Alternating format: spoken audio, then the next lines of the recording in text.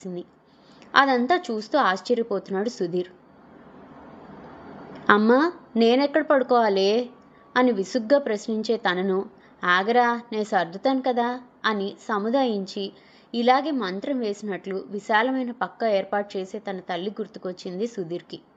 బాబు, 5 నిమిషాలు, మా మామకి 2 రోజులు బట్టి జ్వరం, పొద్దున్న కాడ్నించి ఈడేటి తాగలేదు, ఇంత గంజి ఆడికి తాపించేసి వచ్చేస్తాను అని చెప్తూ ఆ గదిలోనే ఒక మూల ఉన్న పొయ్యి వెలిగించి చకచకా తన పని చేస్తుంది. మధ్య మధ్యలో సుధీర్ వైపు చూసి నవ్వుతూ కబుర్లేవో చెప్తూ. కానీ సుధీర్ మనసు అక్కడ పూర్తి కథ లేదు. కోసం మా తన ఛానల్ని చిన్నప్పుడు విజిట్ చేయండి. తండ్రికి జ్వరం వచ్చినప్పుడు నచ్చితే లైక్ చేయండి, షేర్ చేయండి, మీ అభిప్రాయాలని కామెంట్ చేయండి. అలాగే మా ఛానల్ని సబ్స్క్రైబ్ చేసి పక్కనున్న గంట కొట్టారనుకోండి, నేను ఇలా వీడియో పెట్టగానే అలా మీకు నోటిఫికేషన్ వచ్చేస్తుంది. ఎన్నో మంచి మంచి ఇంట్రెస్టింగ్ కథల్ని మిస్ కాకుండా వినేయచ్చు. చేస్తారు కదా మరి.